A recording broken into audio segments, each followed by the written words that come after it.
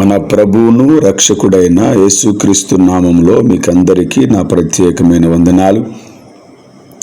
నిన్నటి దినాన అద్భుతంగా యేసయ్య కృపచేత గుడ్ ఫ్రైడే ఆరాధన యేసయ్యకి మహిమకరంగా జరిగించడానికి దేవుడు కృప చూపించాడు.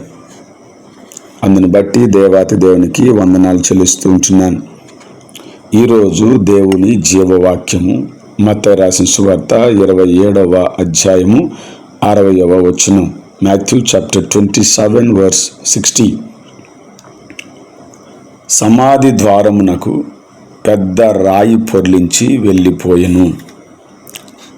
ప్రియమైన దేవుని బిడ్డలారా, ఇక్కడ గమనించినట్లయితే ఈరోజు సాటర్డే అంటే శనివారం, సైలెంట్ సాటర్డే అని పిలుస్తారు, అనగా నిశ్శబ్ద శనివారము.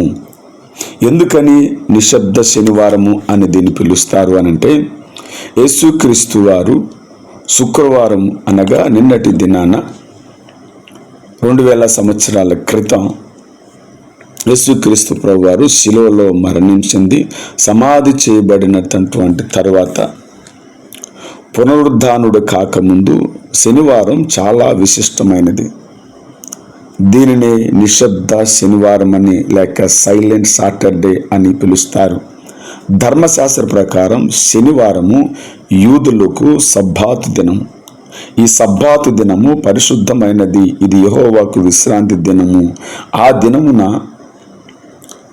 కడకు ఇంటిలోని దాసుడు కూడా ఏ పని చేయకూడదని నిర్గమకాండము 20వ అధ్యాయం 10వ వచనంలో చెప్పబడింది. యేసయ్య సబ్బాతు దినాన అనగా విశ్రాంతి దినమున పుట్టుకతో కుంటివాడిని ఇంకా అనేక మందిని స్వస్థపరిచినట్లుగా మనం చూస్తున్నాం. అందువలన ఆయనను పాపిగా పరిగణించారు. శనివారం నిశ్శబ్దంగా ఉండడానికి ఇంకొక కారణం ఏమిటి అనంటే ఇది అని మనం చెప్పవచ్చు. శిష్యులు యూదులకు భయపడి పారిపోయారు. ఈ యొక్క శనివారం రోజు వాళ్ళు ఎక్కడా కనిపించట్లేదు. ఇది ఒక కారణం. వీరెక్కడో మేడగదిలో దాక్కున్నట్లుగా చూడగలం.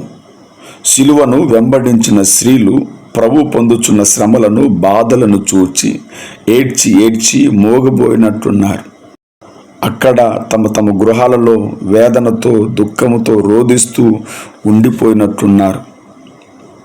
ఇది ఇంకొక కారణమై ఉండొచ్చు. అయితే ఒకటి మాత్రం మనం గమనించాలి, ఆదివారం వీళ్ళందరూ సుగంధ ద్రవ్యములు ప్రభు శరీరమునకు పూటకు మాత్రం సిద్ధపడుతున్నట్లు వీరు అగుపడుచున్నారు. అయితే ప్రాముఖ్యంగా ఇక్కడ మనం గమనించినట్లయితే ఈ శనివారం రోజున అందరూ కూడా నిశ్శబ్దంగా ఉంటున్నారు. అందులో శనివారం సబ్బాతు దినం కనుక. రెండవది కూడా శిష్యులందరూ కూడా భయభ్రాంతులైపోయారు. ఎక్కడున్నారో వారికి కూడా తెలియని పరిస్థితిలో ఉంటున్నారు. దూరంగా వెళ్ళిపోయి ఉంటున్నారు. గదిలో దాక్కొని ఉంటున్నారు. ఎక్కడైతే ఎవరైతే యేసు ప్రభువును హింసించి నిందించి కొట్టి శిలువ మరణానికి అప్పగించి మరణ పొందేటట్లుగా చేశారో దాన్ని చూసి వీరందరూ భయపడి దూరంగా వారు కనిపించకుండా ఉండిపోయారు.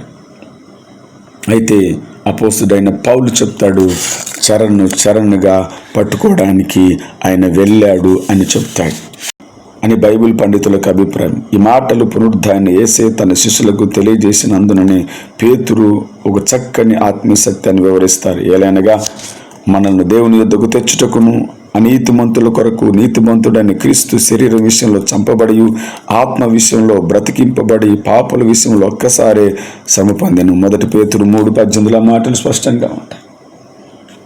ఇక రాయబడినటువంటి మాట బ్రతికించబడి అనే మాట పునరుద్ధానాన్ని జ్ఞప్తికి తీసుకొచ్చినట్లుగా మనం చూస్తూ ఉన్నాం. మృతులు శరీర విషయంలో మానవ రీత్యా తీర్పు పొందినట్లు ఆత్మ విషయంలో దేవుని బట్టి జీవించబడినట్లు వారికి కూడా స్వార్థ ప్రకటింపబడినని 1 పేతురు 4:6లో రాయబడింది. అలాగే పౌలు గారు కూడా ఈ విషయాన్ని తెలియపరుస్తున్నాడు.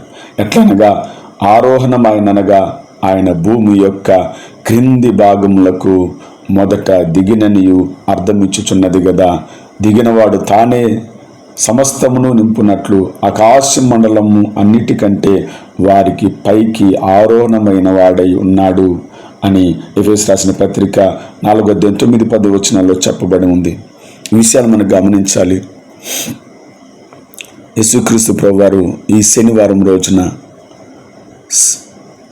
ఆయన సమాధిలోనే ఉన్నాడు అని చాలామంది అనుకుంటూ ఉంటారు. కానీ అది కాదు. కానీ ఆయన పాతాల్లోనికి వెళ్ళి చరణుగా పట్టుకున్నాడు అని కొంతమంది యొక్క అభిప్రాయం.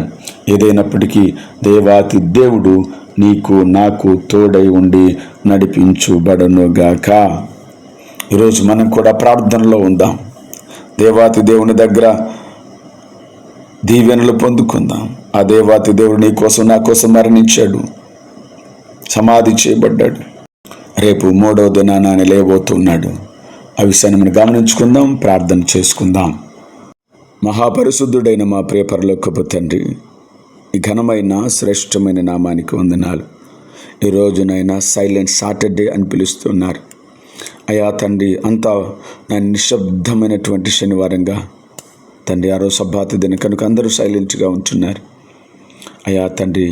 నాయన మేము కూడా తండ్రి సైలెంట్గా ఉండకుండా ప్రభా తండ్రి నేను వాక్యాన్ని ధ్యానించుకుంటకు నాయన నీ యొక్క శిలువ మరణ పునరుద్ధాన మీద ధ్యానం చేసుకుంటకు సహాయం చేయమని, నీ రెక్కల నీడి కింద నాయన వాక్యం ఉంటున్న బిడ్డలందరినీ భద్రపరచమని, క్షేమము ఆరోగ్యము ఆయుస్సు ఒక్కొక్కరికి దాయిచేయమని నజరేయుడైన యేసుక్రీస్తు నామములో అడిగి వేడుకొని పొందుకొనున్నాము తండ్రి.